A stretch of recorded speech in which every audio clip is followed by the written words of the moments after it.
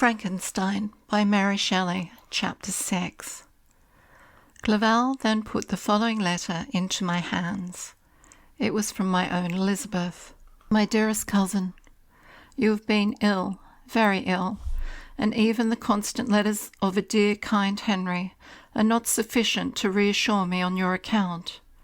You are forbidden to write, to hold a pen. Yet one word from you, dear Victor, is necessary to calm our apprehensions. For a long time I have thought that each post would bring this line, and my persuasions have restrained my uncle from undertaking a journey to Ingolstadt. I have prevented his encountering the inconveniences and perhaps dangers of so long a journey.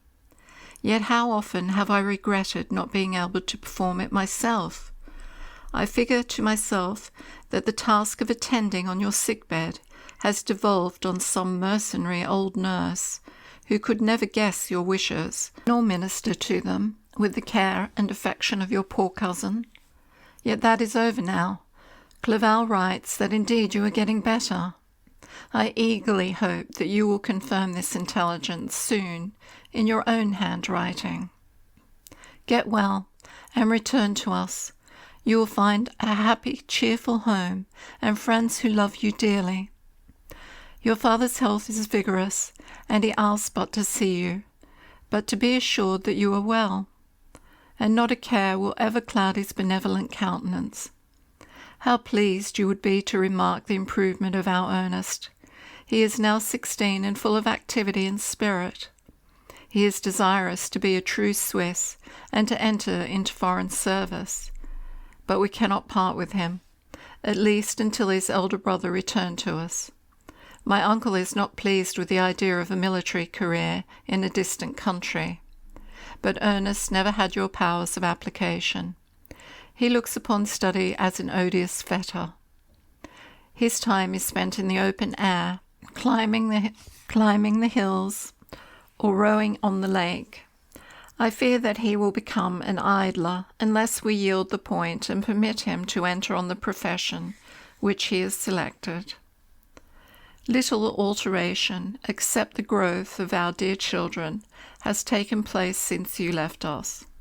The blue lake and snow-clad mountains, they never change, and I think our placid home and our contented hearts are regulated by the same immutable laws.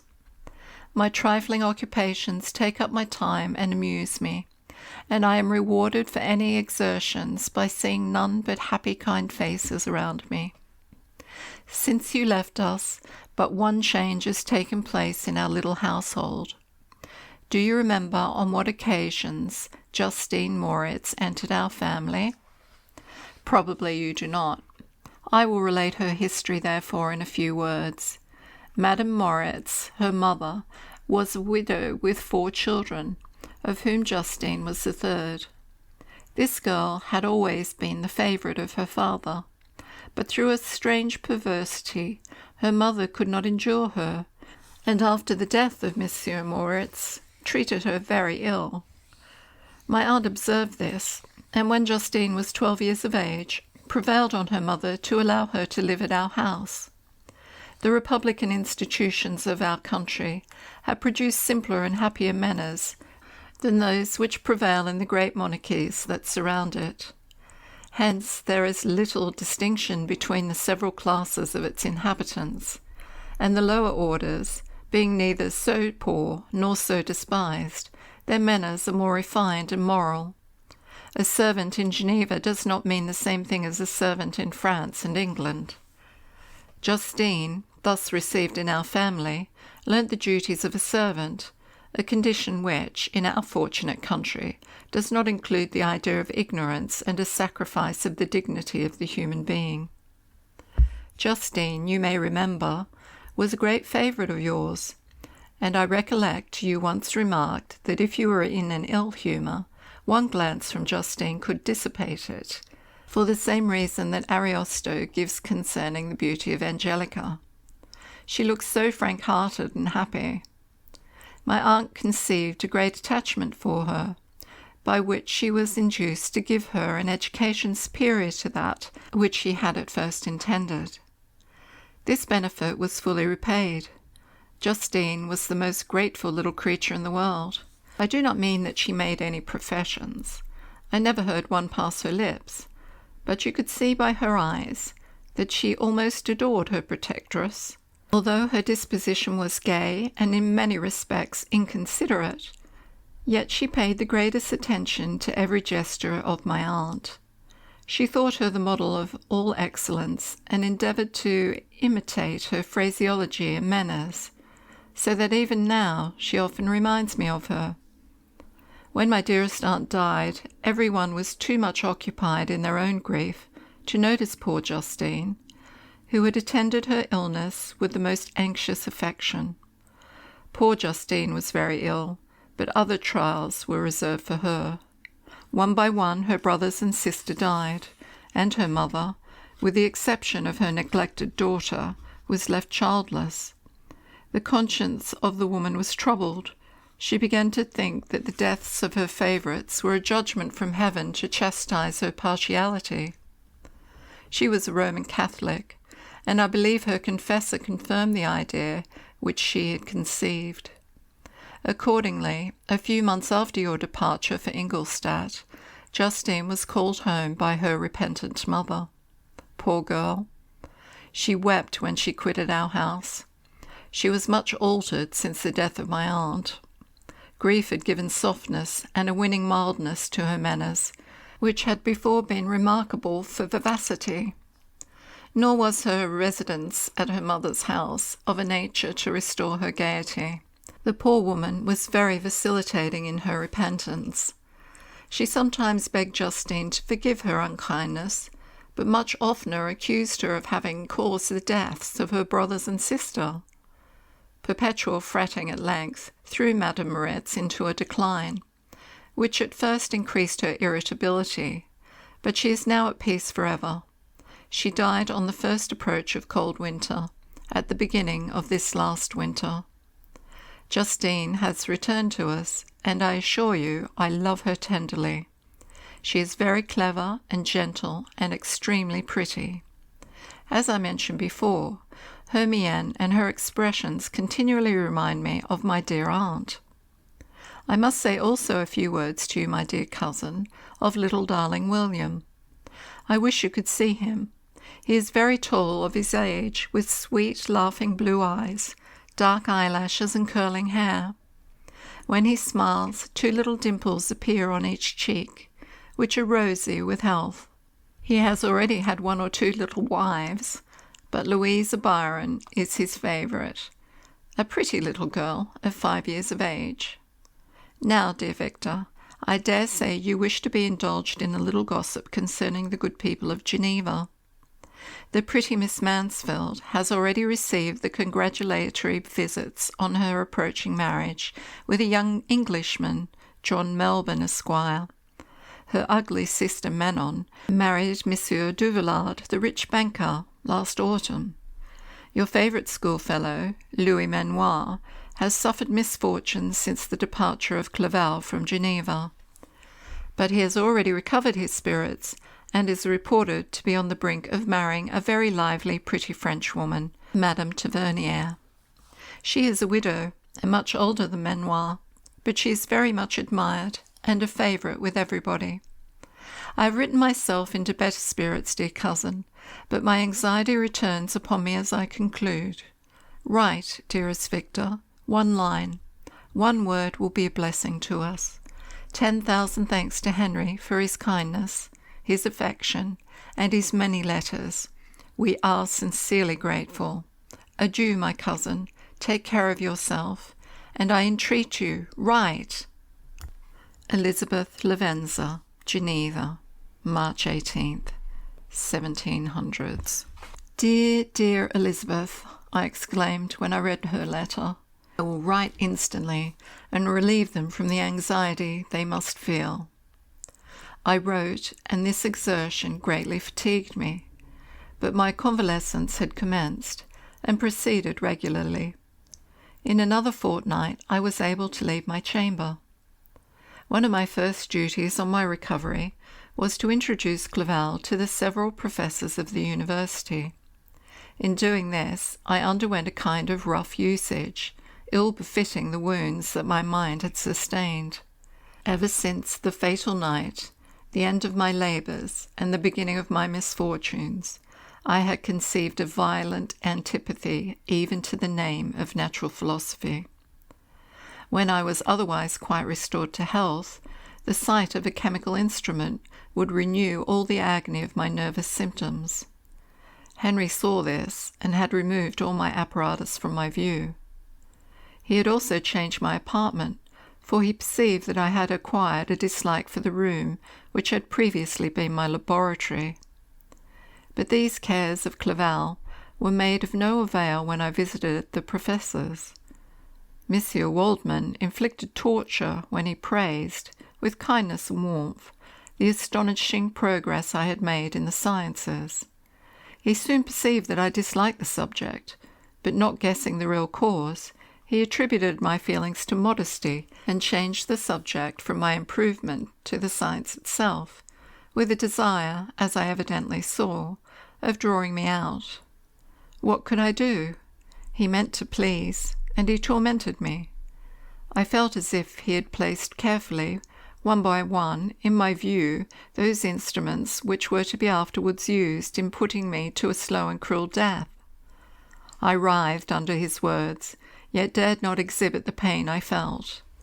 Clerval, whose eyes and feelings were always quick in discerning the sensation of others, declined the subject, alleging, in excuse, his total ignorance, and the conversation took a more general turn. I thanked my friend from my heart, but I did not speak. I saw plainly that he was surprised, but he never attempted to draw my secret from me, and although I loved him with a mixture of affection and reverence that knew no bounds, yet I could never persuade myself to confide to him that event which was so often present in my recollection, but which I feared the detail to another would only impress more deeply. Monsieur Cramp was not equally docile, and in my condition at that time of almost insupportable sensitiveness, his harsh, blunt encomiums gave me even more pain than the benevolent approbation of Monsieur Waldman. "Damn the fellow," cried he. "Why, Monsieur Clerval, I assure you he has outstripped us all. I, stare if you please, but it is nevertheless true, a youngster who but a few years ago believed in Cornelius Agrippa as firmly as in the gospel, has now set himself at the head of the university, and if he is not soon pulled down, we shall all be out of countenance. Ay, ay," continued he, observing my face expressive of suffering, "Monsieur Frankenstein is modest, an excellent quality in a young man. Young men should be diffident of themselves, you know, Monsieur Clerval. I was myself when young, but that wears out in a very short time." Monsieur Cramp had now commenced a eulogy on himself, which happily turned the conversation from a subject that was so annoying to me. Clerval had never sympathized in my taste for natural science, and his literary pursuits differed wholly from those which had occupied me. He came to the university with the design of making himself complete master of the Oriental languages, as thus he should open a field for the plan of life he had marked out for himself. Resolved to pursue no inglorious career, he turned his eyes towards the East, as affording scope for his spirit of enterprise. The Persian, Arabic, and Sanskrit languages engaged his attention, and I was easily induced to enter on the same studies. Idleness had ever been irksome to me, and now that I wished to fly from recollection and hatred of my former studies, I felt great relief in being the fellow pupil with my friend, and found not only instruction, but consolation in the works of the Orientalists. I did not, like him, attempt a critical knowledge of their dialects, for I did not contemplate making any other use of them than temporary amusement. I read merely to understand their meaning, and they well repaid my labours. Their melancholy is soothing, and their joy elevating, to a degree I never experienced in studying the authors of any other country. When you read their writings, life appears to consist in a warm sun and a garden of roses, in the smiles and frowns of a fair enemy, and the fire that consumes your own heart. How different from the manly and heroical poetry of Greece and Rome! Summer passed away in these occupations, and my return to Geneva was fixed for the latter end of autumn. But being delayed by several accidents, winter and snow arrived, the roads were deemed impassable, and my journey was retarded until the ensuing spring. I felt this delay very bitterly, for I longed to see my native town and my beloved friends. My return had only been delayed so long from an unwillingness to leave Clerval in a strange place before he had become acquainted with any of its inhabitants. The winter, however, was spent cheerfully, and although the spring was uncommonly late, when it came its beauty compensated for its dilatoriness. The month of May had already commenced, and I expected the letter daily which was to fix the date of my departure, when Henry proposed a pedestrian tour in the environs of Ingolstadt, that I might bid a personal farewell to the country I had so long inhabited. I acceded with pleasure to this proposition. I was fond of exercise, and Clerval had always been my favourite companion in the rambles of this nature that I had taken among the scenes of my native country. We passed a fortnight in these perambulations. My health and spirits had long been restored, and they gained additional strength from the salubrious air I breathed, the natural incidents of our progress, and the conversation of my friend. Study had before secluded me from the intercourse of my fellow creatures, and rendered me unsocial, but Clerval called forth the better feelings of my heart. He again taught me to love the aspect of nature and the cheerful faces of children.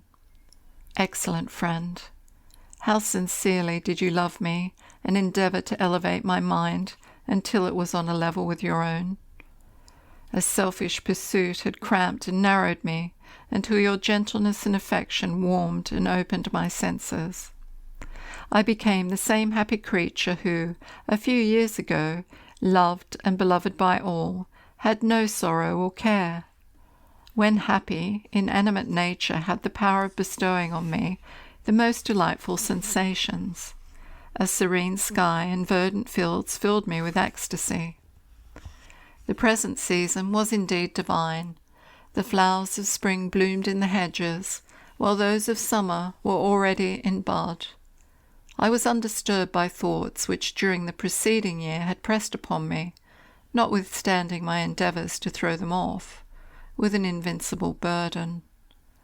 Henry rejoiced in my gaiety and sincerely sympathized in my feelings. He exerted himself to amuse me, while he expressed the sensations that filled his soul.